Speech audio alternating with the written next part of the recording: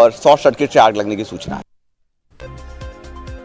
उधर कन्नड़ा फिल्म अदाकारा रागिनी की रिहायशगाह पर सेंट्रल क्राइम ब्रांच की टीम का सर्च ऑपरेशन जारी है। मंशियात से जुड़े मामले में सेंट्रल क्राइम ब्रांच की टीम रागिनी घर की तलाशी ले रही है। ख्याल रहे कि ड्रग सप्लाई करने के मामले में रागिनी के दोस्त रविशंकर से कल पूछताछ की गई थी। कन्नड़ा फिल्म इंडस्ट्री में मंशियात का इस्तेमाल आम होने का इल्जाम है।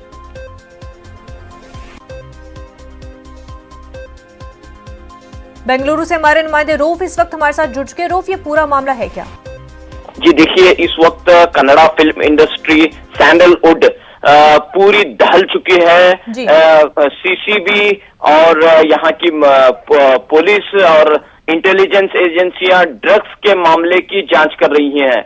इस जांच के तहत कई अहम अदाकार हों या प्रोड्यूसर हो या इससे जुड़े फिल्म सनत से जुड़े जो भी लोग हों, उनसे कई लोगों से पूछताछ हो चुकी है। और इसी पूछताछ की कड़ी के तहत रागिनी द्विवेदी जो अदाकारा हैं कन्नड़ा की, उन्हें जो है कई मर्तबा दफ्तर आने के लिए कहा गया था। CCB central crime branch police ने उन्हें कई बार कहा कि आप दफ्तर आए और अपना बयान पेश करें, लेकिन वो नहीं आई। तो आज सुबह अचानक जो है सीसीबी की टीम ने रागिनी द्विवेदी के 2 घरों पर छापे मारे हैं और अभी ये कार्रवाई जारी है। तफ्तीश का सिलसिला जारी है और छानबीन हो रही है।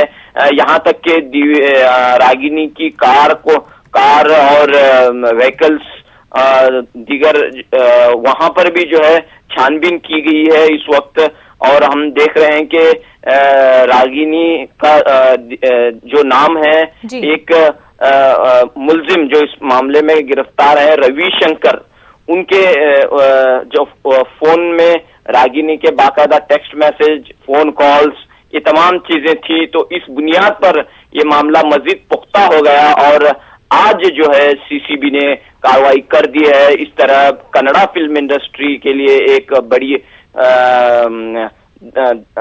खबर है कि इस तरह से जो है किस तरह मंशियात के आदि होने के जो इल्जामात सामने आ रहे हैं, ड्रग्स में जो शमूलियत के जो इल्जामात सामने आ रहे हैं, वो कहीं ना कहीं तशवीश का सबब है। इससे पहले भी जो है ये बातें कही गई हैं, लेकिन गुज़िश्ता एक हफ्ते से जो है मसलसल ये कार्रवाइयां चल।